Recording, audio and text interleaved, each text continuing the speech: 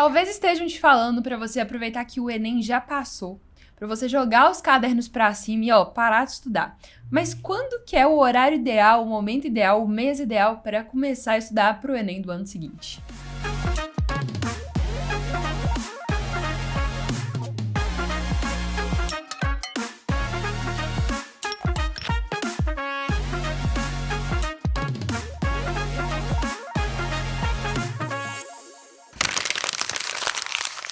Oi, eu sou a Belão. E eu sou a Bela. E já aproveita e curta esse vídeo e também siga nosso canal para mais conteúdos. Bom, vamos lá então, que hoje a gente vai falar sobre um assunto delicado.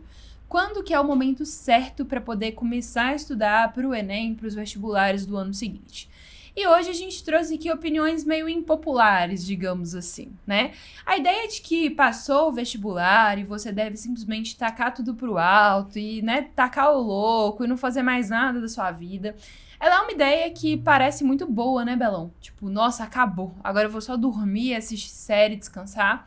E é importante, de fato, descansar, né? Tirar ali uns dias no pós-Enem, principalmente se você estiver se sentindo seguro em relação ao seu desempenho, para poder dar esse fim, né, a essa rotina muito, muito, muito corrida e muito estressante. Por outro lado, é importante a gente se colocar também dentro daquele espaço onde há alunos que estão muito perdidos em relação ao que vão fazer no futuro, não se sentem tão bem em relação ao resultado assim, e querem saber qual que é o momento ideal para voltar a estudar, ou até mesmo para poder iniciar os estudos para o ano seguinte. Por que eu tô falando de opiniões impopulares? Porque talvez a sua família te fale assim: calma, espera o Enem, né, o resultado do Enem, para aí sim você tomar algum tipo de iniciativa, procurar saber o que você vai fazer no ano seguinte. E a nossa opinião aqui, gente, ela é uma opinião um pouco impopular, no sentido de que a gente entende que quanto antes você se prepara para o que você vai fazer, melhor é para que você consiga se organizar, né? E aí a gente tá chegando num momento final aí de novembro, que é um momento muito importante para que essas decisões sejam tomadas, né, Belon? A gente sempre torce para que vocês não precisem fazer mais um ano de vestibular. Mas a gente sabe que a realidade de algumas pessoas já se concretiza nessa hipótese.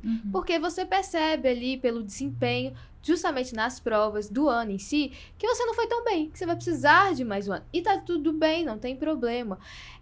Essa ideia de que, deixa o ano acabar e bora planejar o ano só em janeiro, em fevereiro, diz respeito muito a uma lógica de escola. Na escola a gente tem esse ano letivo, que começa em fevereiro e que termina em novembro, dezembro. Só que em relação a vestibulandos, a gente não deve ter esse início e esse fim. Na verdade, o processo de estudo, para alguns, leva aí 2, 3 anos. E não vai ter um ponto final no meio ali de dezembro, né? Nesses 3 anos em si.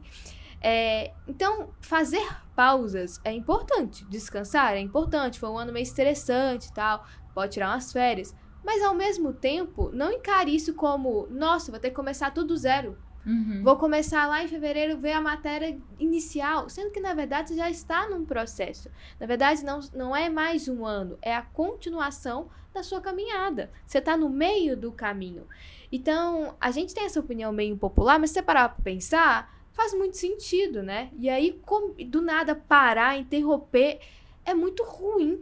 Se a gente parar pra pensar no tanto que você perde de constância de exercícios, constância de redação, quanto que você meio que tem o risco de apagar o que você estudou, porque no ano seguinte você tá com a ideia de começar do zero.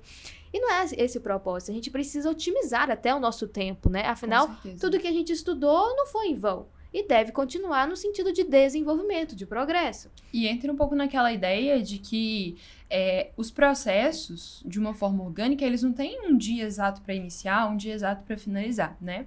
Uma coisa também da qual eu sou muito favorável é que se a gente enxerga em novembro, dezembro, o fim de um processo, em janeiro, recomeço desse mesmo processo, é claro que para muitas coisas vai fazer sentido e é importante ter isso, né? Aqueles planos de ano novo, metas de ano novo. Esse ano eu vou na academia 4 vezes por semana, vou comer salada todos os dias. Isso é bacana porque é um marco, né? E nós humanos precisamos desses marcos e eles trazem coisas importantes para as nossas vidas. Só que se você deixa para janeiro, para você planejar o ano de 2025, talvez na primeira semana você ainda esteja ali de ressaca do do Réveillon. Aí na segunda semana te bate uma preguiça porque você tá vendo foto no Instagram de várias pessoas na praia. Aí na terceira semana você saiu com alguns amigos, você passeou, fez... E aí você vai deixando esse planejamento que deveria já estar pronto, já estar mais ou menos arquitetado, e vai chegando final de janeiro, inicia fevereiro, sabe o que você vai sentir? Ansiedade, porque você não se planejou com antecedência, né? Então é interessante não ter esse marco de fim / início em janeiro. Se for para ter um marco de início / fim, vamos colocar um marco do fim no Enem e o marco do início depois que você se recuperar 1, 2 semanas, falando ali de final de novembro, já começar a se programar em relação a esse próximo ano, lógico. Não se você estiver otimista em relação ao seu resultado, porque, poxa, eu acertei 160 questões do Enem, tenho certeza que eu mandei muito bem na redação. A chance de aprovação, mesmo em cursos concorridos, ela é muito alta, né?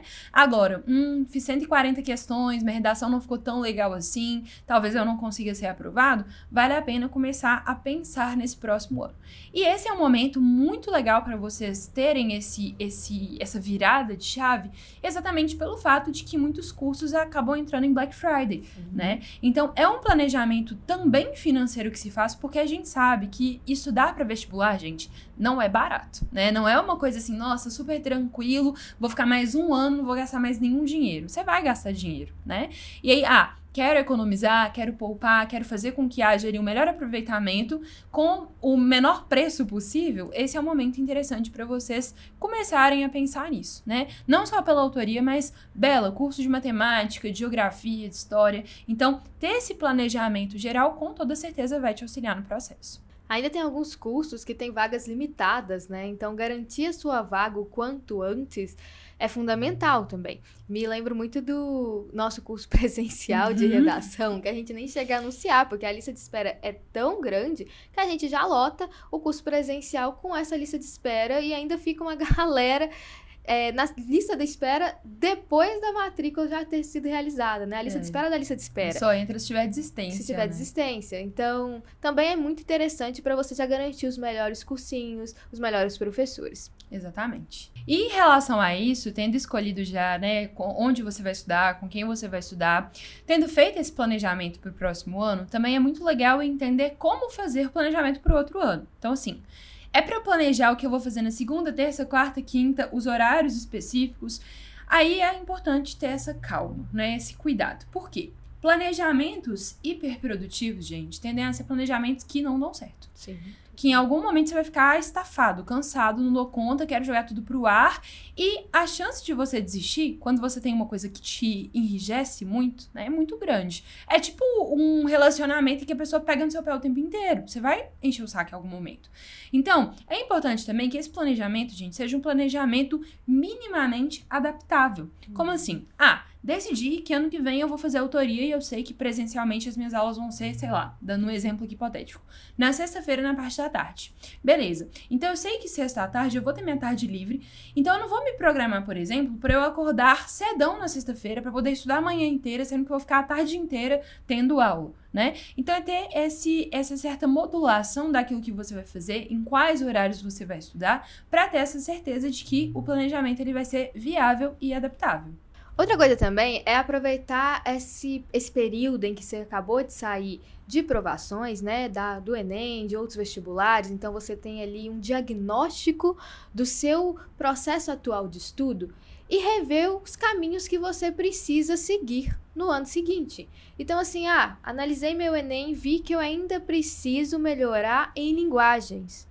Já procura sanar esse ponto no ano que vem. Então, comece a pensar aí, eu preciso ter mais horários de estudos, eu preciso, às vezes, arrumar um professor, um cursinho específico. Eu preciso fazer mais simulados, mais questões, então vou atrás de provas. É muito legal a gente ter esse diagnóstico, porque nada melhor do que o Enem, os vestibulares, assim como os simulados, para falar o nosso momento, habilidade, nossas competências, nossa proficiência ali em relação aos estudos no geral. Então, analise essas provas, como você analisaria um simulado, para você ver o que você deve priorizar no ano que vem. Porque pode ser que você já tenha proficiência em algumas matérias, mas em outras, essa deficiência precisa ser sanada. Isso. Em redação especificamente, se você percebeu ali que nos últimos meses antes da prova, você estagnou em uma determinada nota, tipo, estagnei no 920, ou até mesmo no 960, que problemão, né? Estagnei no 960. Mas você tá sentindo que no ano seguinte você vai ter que estudar de novo, é importante ir em busca de formas, né, de melhorar essa nota, de aumentar essa nota. Então, se, por exemplo, no ano anterior você não estava muito satisfeito em como as suas redações estavam indo, pode ser que os corretores não estavam sabendo explicar muito bem, né, qual caminho seguir, o que melhorar. Pode ser que você estivesse fazendo algum curso em que esse acompanhamento não fosse tão próximo assim. Então, é interessante ir em busca disso, porque a gente sabe que ok, 960 estagnar é um problema que queremos ter, mas estagnei no 920.